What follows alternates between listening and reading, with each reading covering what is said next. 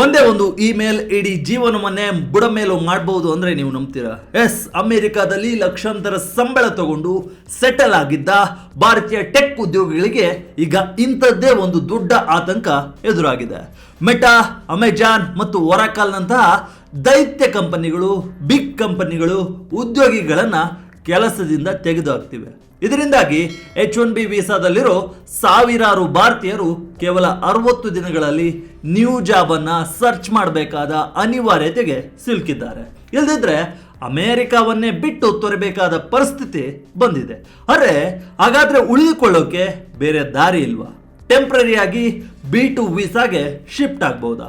ಆದರೆ ಅಲ್ಲೂ ಕೂಡ ನಿಯಮಗಳು ಬದಲಾಗಿವೆ. ಈಗ ಹೊಸ ರೂಲ್ಸ್ ಬಂದಿವೆ. ಏನಿದು ಅಮೆರಿಕಾದಲ್ಲಿ ನಡೀತಿರೋ ಹೊಸ ಬಿಕ್ಕಟ್ಟು? ಭಾರತೀಯ IT ಉದ್ಯೋಗಿಗಳ ಪರಿಸ್ಥಿತಿ ಏನಾಗಿದೆ ಅನ್ನೋದನ್ನ ಈ ವಿಡಿಯೋದಲ್ಲಿ ಡೀಟೇಲ್ ಆಗಿ ನೋಡೋಣ. ಸ್ಕಿಪ್ ಮಾಡದೆ ಕೊನೆವರೆಗೂ ನೋಡಿ. ಒಂದೇ ಒಂದು ಲೇ ಆಫ್, ಜೀವನವೇ ಅತಂತ್ರ. ಅಮೆರಿಕದಲ್ಲಿನ ಭಾರತೀಯರಿಗೆ ದೊಡ್ಡ ಹಿಂಸೆ. ಎಸ್ ವೀಕ್ಷಕರೇ, ಅಮೆರಿಕದಲ್ಲಿ ನೆಲೆಸಿರೋ ಸಾವಿರಾರು ಭಾರತೀಯ ಟೆಕ್ ಕೆಲಸಗಾರರಿಗೆ ಕಳೆದ ಕೆಲವು ತಿಂಗಳುಗಳು ಟೈಮ್ ವಿರುದ್ಧ ರೇಸ್ ಮಾಡ್ದಂಗೆ ಆಗ್ತಿದೆ. ಎಕನಾಮಿಕ್ ಟೈಮ್ಸ್ ವರದಿ ಪ್ರಕಾರ ಒಂದೇ ಒಂದು ಲೇ ಆಫ್ ಇಮೇಲ್ ಇಡೀ ಫ್ಯಾಮಿಲಿಯ, ಇಡೀ ಕುಟುಂಬದ ಭವಿಷ್ಯವನ್ನೇ ಡೇಂಜರ್ಗೆ ದೂಡ್ತಿದೆ. ಅಲ್ಲಿ ತಗೊಂಡಿರೋ ಮನೆಗಳು, ಮಕ್ಕಳ ಸ್ಕೂಲಿಂಗ್ ಮತ್ತು ಆ ದೇಶದಲ್ಲಿ ಇರೋ ರೈಟ್ಸ್, ಹೀಗೆ ಎಲ್ಲವೂ ಒಂದೇ ಕ್ಷಣದಲ್ಲಿ, ಒಂದೇ ಸೆಕೆಂಡ್ನಲ್ಲಿ ಕೈಜಾರೋ ಭೀತಿ ಎದುರಾಗಿದೆ. US ಇಮಿಗ್ರೇಷನ್ ನಿಯಮಗಳ ಪ್ರಕಾರ H1B ವೀಸಾದಲ್ಲಿರೋ ವಿದೇಶಿ ಉದ್ಯೋಗಿಗಳು ಕೆಲಸ ಕಳೆದುಕೊಂಡ್ರೆ ಅವರಿಗೆ ಹೊಸ ಎಂಪ್ಲಾಯರ್ ಹುಡುಕಿಕೊಳ್ಳಲು ಕೇವಲ 60 ದಿನಗಳ ಕಾಲಾವಕಾಶ ಸಿಗುತ್ತೆ. ಅಂದರೆ 60 ದಿನಗಳ ಡೆಡ್ ಲೈನ್ ಸಿಗುತ್ತೆ. ಅಷ್ಟರೊಳಗೆ ವೀಸಾ ಸ್ಪಾನ್ಸರ್ಶಿಪ್ ನೀಡುವ ಹೊಸ ಕೆಲಸ ಸಿಗದಿದ್ದರೆ ಅವರು ಅಮೆರಿಕವನ್ನು ಬಿಟ್ಟು ತವರಿಗೆ ಮರಳಬೇಕಾಗತ್ತೆ. ವರ್ಷಗಟ್ಟಲೆ ಅಲ್ಲಿ ಕಷ್ಟಪಟ್ಟು ಬದುಕು ಕಟ್ಟಿಕೊಂಡಿರೋ ನಮ್ಮ ಭಾರತೀಯರಿಗೆ ಈ 60 ದಿನಗಳ ಡೆಡ್ ಲೈನ್ ದೊಡ್ಡ ಮಾನಸಿಕ ಒತ್ತಡವನ್ನ ತಂದೊಡ್ಡಿದೆ. ಅಮೆರಿಕದಲ್ಲಿ ಭಾರತೀಯರಿಗೆ ಕಠಿಣ ಪರಿಸ್ಥಿತಿ. ಜಾಬ್ ಹೋಯ್ತು, ಕೇವಲ 60 ದಿನಗಳ ಗಡುವು. ವೀಕ್ಷಕರೇ, ಈ ಪರಿಸ್ಥಿತಿಯಿಂದ ಪಾರಾಗಲು ಮತ್ತು ಸ್ವಲ್ಪ ಹೆಚ್ಚು ಸಮಯವನ್ನು ತೆಗೆದುಕೊಳ್ಳಲು ಬಹಳಷ್ಟು ಜನ ಲೇ ಆಫ್ ಆದ ಉದ್ಯೋಗಿಗಳು ಈಗ B2 ವಿಸಿಟರ್ ವೀಸಾಗೆ ತಾತ್ಕಾಲಿಕವಾಗಿ ಶಿಫ್ಟ್ ಆಗೋಕೆ ಟ್ರೈ ಮಾಡ್ತಿದ್ದಾರೆ. ಈ ವೀಸಾ ಸಿಕ್ಕರೆ ಅವರಿಗೆ ಅಮೆರಿಕದಲ್ಲಿ ಇನ್ನೂ 6 ತಿಂಗಳ ಕಾಲ ಉಳಿದುಕೊಳ್ಳಲು ಒಂದು ಚಾನ್ಸ್ ಸಿಗುತ್ತೆ. ಆದರೆ ಇಮಿಗ್ರೇಷನ್ ತಜ್ಞರು ಹೇಳೋ ಪ್ರಕಾರ ಈಗ ಆ ದಾರಿ ಕೂಡ ಅಷ್ಟು ಸುಲಭವಾಗಿ ಉಳಿದಿಲ್ಲ. ಸದ್ಯದ ಅಮೆರಿಕದ ಇಮಿಗ್ರೇಷನ್ ಪರಿಸ್ಥಿತಿಯಲ್ಲಿ ಅಧಿಕಾರಿಗಳು ತುಂಬ ಕಠಿಣವಾಗಿ ವರ್ತಿಸ್ತಿದ್ದಾರೆ, ಹಾರ್ಡ್ ಆಗಿ ಬಿಹೇವ್ ಮಾಡ್ತಿದ್ದಾರೆ. ಜಾಸ್ತಿ ಕಾಗದ ಪತ್ರಗಳನ್ನು, ಅಂದರೆ ಎಕ್ಸ್ಟ್ರಾ ಪೇಪರ್ ವರ್ಕ್ ಕೇಳ್ತಿದ್ದಾರೆ ಮತ್ತು ವೀಸಾ ರಿಜೆಕ್ಷನ್ಗಳು ಕೂಡ ಜಾಸ್ತಿ ಆಗ್ತಿವೆ. ಅಮೆರಿಕದ ಪ್ರಸಿದ್ಧ ಇಮಿಗ್ರೇಷನ್ ಅಟಾರ್ನಿ ರಾಜೀವ್ ಖನ್ನಾ ಅವರು ಹೇಳೋ ಪ್ರಕಾರ ಲೇ ಆಫ್ ಆದ H1B ಉದ್ಯೋಗಿಗಳು B1 ಅಥವಾ B2 ವೀಸಾಗೆ ಅಪ್ಲೈ ಮಾಡಿದಾಗ ಅವರಿಗೆ ಅತಿ ಹೆಚ್ಚು RFES ಅಂದರೆ ರಿಕ್ವೆಸ್ಟ್ ಫಾರ್ ಎವಿಡೆನ್ಸ್ ಬರ್ತಿದ್ದಾವೆ, ಅಥವಾ ನೋಟಿಸಸ್ ಆಫ್ ಇಂಟೆಂಟ್ ಟು ಡೆನಿ ಅಂದರೆ ಅಪ್ಲಿಕೇಶನ್ ನಿರಾಕರಿಸುವ, ಅಪ್ಲಿಕೇಶನ್ ರಿಜೆಕ್ಟ್ ಮಾಡುವ ಉದ್ದೇಶದ ನೋಟಿಸ್ಗಳು ಜಾಸ್ತಿ ಬರ್ತಿವೆ. ತಮ್ಮ ಇಡೀ ಕರಿಯರ್ನಲ್ಲೇ ಇಷ್ಟು ದೊಡ್ಡ ಮಟ್ಟದ ಕೇಸ್ಗಳನ್ನ ಮತ್ತು ರಿಜೆಕ್ಷನ್ಗಳನ್ನು ಅವರು ನೋಡಿಲ್ವಂತೆ. ಬರೀ ಇವರಷ್ಟೇ ಅಲ್ಲ, ಬೇರೆ ಇಮಿಗ್ರೇಷನ್ ಎಕ್ಸ್ಪರ್ಟ್ಗಳು ಕೂಡ ಇದನ್ನೇ ಹೇಳ್ತಿದ್ದಾರೆ, ಇದನ್ನೇ ಒಪ್ಕೊಂಡಿದ್ದಾರೆ ಕೂಡ. 2026ರಲ್ಲಿ ಲಕ್ಷ ದಾಟಿದ ಲೇ ಆಫ್ಗಳ ಸಂಖ್ಯೆ. H1B ವೀಸಾ ನಂಬಿಕೊಂಡಿದ್ದ ಭಾರತೀಯರಿಗೆ ಶಾಕ್. ವೀಕ್ಷಕರೇ, ಈ ಬಿಕ್ಕಟ್ಟಿಗೆ ಪ್ರಮುಖ ಕಾರಣ ಟೆಕ್ ವಲಯದಲ್ಲಿ ನಡೀತಿರೋ ಬೃಹತ್ ಲೇ ಆಫ್ಗಳು. ಲೇ ಆಫ್ FYV ವೆಬ್ಸೈಟ್ನ ಅಂಕಿಅಂಶಗಳ ಪ್ರಕಾರ 2026ರಲ್ಲಿ ಇದುವರೆಗೂ ಸುಮಾರು 144 ಟೆಕ್ ಕಂಪನಿಗಳಿಂದ 1,10,000ಕ್ಕೂ ಜಾಸ್ತಿ ಉದ್ಯೋಗಿಗಳನ್ನು ಕೆಲಸದಿಂದ ವಜಾಗೊಳಿಸಲಾಗಿದೆ. ಎಷ್ಟು ಹೇಳಿ? 1,10,000ಕ್ಕೂ ಹೆಚ್ಚು. ಇದರಲ್ಲಿ ಸಾವಿರಾರು ಜನ H1B ವೀಸಾ ಹೊಂದಿರುವ ಉದ್ಯೋಗಿಗಳಾಗಿದ್ದು ಅವರಲ್ಲಿ ಹೆಚ್ಚಿನವರು ಇಂಡಿಯನ್ಸೇ ಆಗಿದ್ದಾರೆ ಅಂತ ಇಮಿಗ್ರೇಷನ್ ಎಕ್ಸ್ಪರ್ಟ್ಗಳು ಅಂದಾಜು ಮಾಡಿದ್ದಾರೆ. H1B ವೀಸಾ ಪ್ರೋಗ್ರಾಮ್ನ ಅತಿ ದೊಡ್ಡ ಫಲಾನುಭವಿಗಳು ಅಂದರೆ ಲಾಭ ಪಡೆಯೋರು ನಮ್ಮ ಭಾರತೀಯರು. US ಸಿಟಿಸನ್ಶಿಪ್ ಮತ್ತು ಇಮಿಗ್ರೇಷನ್ ಸರ್ವಿಸಸ್ ಮತ್ತು ಡಿಪಾರ್ಟ್ಮೆಂಟ್ ಆಫ್ ಹೋಮ್ಲ್ಯಾಂಡ್ ಸೆಕ್ಯೂರಿಟಿ ಬಿಡುಗಡೆ ಮಾಡಿದ 2026ರ ವರದಿ ಪ್ರಕಾರ ಫೈನಾನ್ಷಿಯಲ್ ಇಯರ್ 2025ರಲ್ಲಿ ಒಟ್ಟು ಅಪ್ರೂವ್ ಆದ 4,06,348 H1B ಪೆಟಿಷನ್ಗಳಲ್ಲಿ ಬರೋಬ್ಬರಿ 2,83,772 ಪೆಟಿಷನ್ಗಳು ಇಂಡಿಯನ್ಸ್ದೇ ಆಗಿದೆ. ಅಂದರೆ ಸುಮಾರು 70%ಗಿಂತ ಹೆಚ್ಚು ಭಾರತೀಯರೇ ಅಲ್ಲಿದ್ದಾರೆ. ಆದರೆ ಇದೇ ಅತಿ ದೊಡ್ಡ ಡಿಪೆಂಡೆನ್ಸಿ ಈಗ ಭಾರತೀಯರಿಗೆ ದೊಡ್ಡ ಭದ್ರತೆಯ ಕೊರತೆಯಾಗಿ ಪರಿಣಮಿಸಿದೆ. ಗ್ರೀನ್ ಕಾರ್ಡ್ ಬ್ಯಾಕ್ಲಾಗ್ ತಂದೊಡ್ಡಿದ ಸಂಕಷ್ಟ.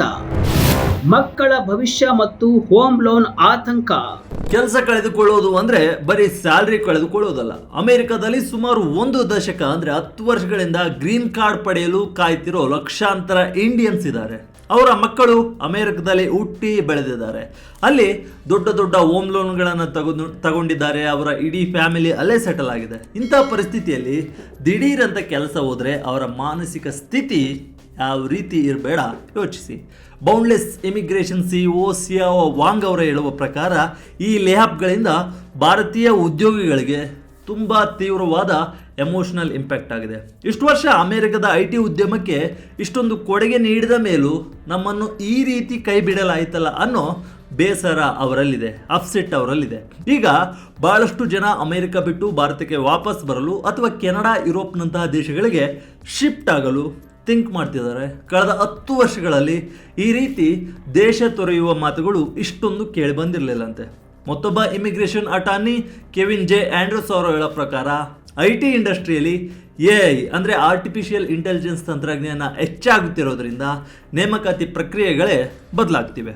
ಹಾಗಾಗಿ ಇನ್ನು ಮುಂದೆ ಅಮೆರಿಕದಲ್ಲೇ ಇರೋದು ಸೂಕ್ತವೇ ಅಥವಾ ಬೇರೆ ದಾರಿ ನೋಡ್ಕೊಳ್ಬೇಕೆ ಅಂತ ಉದ್ಯೋಗಿಗಳು ಗಂಭೀರವಾಗಿ ಲೆಕ್ಕಾಚಾರ ಮಾಡ್ತಿದ್ದಾರೆ. ಭಾರತೀಯರ ಮುಂದಿನ ಇತರ ಆಯ್ಕೆಗಳು ಯಾವುವು? ಮೆಟಾ ಕಂಪನಿಯಿಂದ ಮತ್ತೆ ಶುರು ಹೊಸ ಲೇ ಆಫ್. ಎಸ್ ವೀಕ್ಷಕರೇ, ಹಾಗಾದ್ರೆ ಈ H1B ಉದ್ಯೋಗಿಗಳ ಮುಂದಿರೋ ಬೇರೆ ಆಪ್ಷನ್ಗಳು ಯಾವುವು? ಅವರು ಕೇವಲ B2 ವೀಸಾ ಅಷ್ಟೇ ಅಲ್ಲದೆ F1 ಸ್ಟೂಡೆಂಟ್ ವೀಸಾ, ಅಸಾಧಾರಣ ಪ್ರತಿಭೆ ಹೊಂದಿರೋರಿಗೆ ನೀಡೋ O1 ವೀಸಾ ಅಥವಾ ಕಂಪನಿ ಟ್ರಾನ್ಸ್ಫರ್ಗಾಗಿ ಬಳಸೋ L1 ವೀಸಾಗಳ ಬಗ್ಗೆ ಕೂಡ ಎಕ್ಸ್ಪ್ಲೋರ್ ಅನ್ನ ಮಾಡ್ತಿದ್ದಾರೆ. ಇನ್ನು ಕೆಲವು ಉದ್ಯೋಗಿಗಳು ಕೆನಡಾ ದೇಶದ ಎಕ್ಸ್ಪ್ರೆಸ್ ಎಂಟ್ರಿ ಮತ್ತು ಗ್ಲೋಬಲ್ ಟ್ಯಾಲೆಂಟ್ ಸ್ಕೀಮ್ ಪ್ರೋಗ್ರಾಮ್ಗಳ ಮೂಲಕ ಅಲ್ಲಿಗೆ ವಲಸೆ ಹೋಗಲು ಪ್ರಯತ್ನಿಸುತ್ತಿದ್ದಾರೆ. ಈ ಆತಂಕದ ಮಧ್ಯೆ ಮೆಟಾ ಕಂಪನಿ ತನ್ನ AI ಫೋಕಸ್ಡ್ ರೀಸ್ಟ್ರಕ್ಚರಿಂಗ್ ಪ್ಲಾನ್ನ ಭಾಗವಾಗಿ ಈ ವಾರ ಮತ್ತೊಂದು ಸುತ್ತಿನ ಲೇಆಫ್ಗಳನ್ನು ಜಾಗತಿಕವಾಗಿ ಆರಂಭಿಸಿದೆ. ಬುಧವಾರ ಮುಂಜಾನೆ 4 ಗಂಟೆಗೆ ಸಿಂಗಾಪುರದ ಉದ್ಯೋಗಿಗಳಿಗೆ ಲೇಆಫ್ ಇಮೇಲ್ಗಳು ಬರಲು ಆರಂಭವಾಗಿವೆ. ಅಮೆರಿಕ ಮತ್ತು ಯುರೋಪ್ನ ಉದ್ಯೋಗಿಗಳ ಮೇಲೂ ಇದು ಜಾಸ್ತಿನೇ ಇಂಪ್ಯಾಕ್ಟ್ ಬೀರಿದೆ. ಒಟ್ಟು 8,000ಕ್ಕೂ ಜಾಸ್ತಿ ಜನರನ್ನ ಕೆಲಸದಿಂದ ತೆಗೆಯಲಾಗಿದೆ. ಇದರಲ್ಲಿ ಎಷ್ಟು ಇಂಡಿಯನ್ಸ್ ಇದ್ದಾರೆ ಎಂಬ ನಿಖರ ಮಾಹಿತಿ ಇನ್ನೂ ಲಭ್ಯವಾಗಿಲ್ಲ. ಮೆಟಾ ಕಂಪನಿಯ ಹೆಡ್ ಆಫ್ ಪೀಪಲ್ ಆಗಿರೋ ಜೆನೆಲೆ ಗೇಲ್ ಅವರ ಇಂಟರ್ನಲ್ ಮೆಮೊ ಪ್ರಕಾರ ಕಂಪನಿಯು ಜಾಸ್ತಿ ಚುರುಕಾಗಿ ಕೆಲಸ ಮಾಡೋ ಫ್ಲಾಟರ್ ಟೀಮ್ಗಳನ್ನು ಹೊಂದಲು ಬಯಸಿದೆ. ಈ ಲೇಆಫ್ ಪ್ರಕ್ರಿಯೆ ನಡೆಯುತ್ತಿರುವಾಗ ಉದ್ಯೋಗಿಗಳಿಗೆ ಮನೆಯಿಂದಲೇ ಕೆಲಸ ಮಾಡಲು ಸೂಚಿಸಲಾಗಿದೆ. ಅದೇ ಸಮಯದಲ್ಲಿ ಮೆಟಾ ತನ್ನ ಸುಮಾರು 7,000 ಉದ್ಯೋಗಿಗಳನ್ನು AI ಪ್ರಾಡಕ್ಟ್ಗಳು ಮತ್ತು AI ಏಜೆಂಟ್ಗಳ ಮೇಲೆ ಕೆಲಸ ಮಾಡಲು ರೀಡಿಪ್ಲಾಯ್ ಮಾಡಿದೆ. ಕಂಪನಿಯು ಈ ವರ್ಷ AI ತಂತ್ರಜ್ಞಾನಗಳಿಗಾಗಿ ಬರೋಬ್ಬರಿ $100 ಬಿಲಿಯನ್ ಜಾಸ್ತಿನೇ ಇನ್ವೆಸ್ಟ್ ಮಾಡಲು ಮುಂದಾಗಿದೆ. ಇಂಜಿನಿಯರಿಂಗ್ ಮತ್ತು ಪ್ರಾಡಕ್ಟ್ ವಿಭಾಗಗಳ ಮೇಲೆ ಈ ಕಡಿತದ ಬಿಸಿ, ಈ ಲೇಆಫ್ ಬಿಸಿ ಜಾಸ್ತಿನೇ ತಟ್ಟಲಿದೆ. ಒಟ್ಟಿನಲ್ಲಿ ಅಮೆರಿಕಾದಲ್ಲಿ ಉದ್ಯೋಗ ಮಾರುಕಟ್ಟೆ ಮತ್ತು ವೀಸಾ ನಿಯಮಗಳು ದಿನದಿಂದ ದಿನಕ್ಕೆ ಕಠಿಣವಾಗ್ತಿವೆ, ಆರ್ಡನ್ ಆಗ್ತಿವೆ. ಸಾವಿರಾರು ಭಾರತೀಯ ಉದ್ಯೋಗಿಗಳು ಮತ್ತು ಅವರ ಕುಟುಂಬಗಳು ಅನಿಶ್ಚಿತ ಭವಿಷ್ಯದೊಂದಿಗೆ ದಿನವನ್ನು ತಳ್ತಿದ್ದಾರೆ. ಲಿಂಕ್ಡ್ಇನ್ನಲ್ಲಿ ಈ ಬಗ್ಗೆ ಇನ್ನೂ ಭಾರಿ ಪ್ರಮಾಣದ ಸಾರ್ವಜನಿಕ ಪೋಸ್ಟ್ಗಳು ಕಾಣದಿದ್ರೂ H1B ವೀಸಾ ಹೊಂದಿರೋರಲ್ಲಿ ಆತಂಕ ಮಾತ್ರ ನಿರಂತರವಾಗಿ ಜಾಸ್ತಿ ಆಗ್ತಾನೆ ಹೋಗ್ತಿದೆ. ಇದು ಅಮೆರಿಕನ್ ಡ್ರೀಮ್ ನಂಬಿಕೊಂಡಿದ್ದ ನಮ್ಮ ಭಾರತೀಯ ಉದ್ಯೋಗಿಗಳ ಪಾಲಿಗೆ ನಿಜಕ್ಕೂ ಒಂದು ಕಠಿಣ ಪರೀಕ್ಷೆಯ ಸಮಯವಾಗಿದೆ. ಮುಂದಿನ ದಿನಗಳಲ್ಲಿ ಈ ಪರಿಸ್ಥಿತಿ ಹೇಗೆ ಬದಲಾಗಬಹುದು ಎಂಬುದನ್ನು ಕಾದು ನೋಡಬೇಕಿದೆ. ಇದು ವಿಜಯ ಕರ್ನಾಟಕ ವಿಶೇಷ. ಇದೇ ರೀತಿ ಹೆಚ್ಚಿನ ವಿಡಿಯೋಗಳಿಗಾಗಿ ವಿಜಯ ಕರ್ನಾಟಕ ವೆಬ್ ಅನ್ನು ಫೇಸ್ಬುಕ್, ಯೂಟ್ಯೂಬ್ ಮತ್ತು ಇನ್ಸ್ಟಾಗ್ರಾಮ್ನಲ್ಲಿ ಫಾಲೋ ಮಾಡಿ. ಧನ್ಯವಾದ.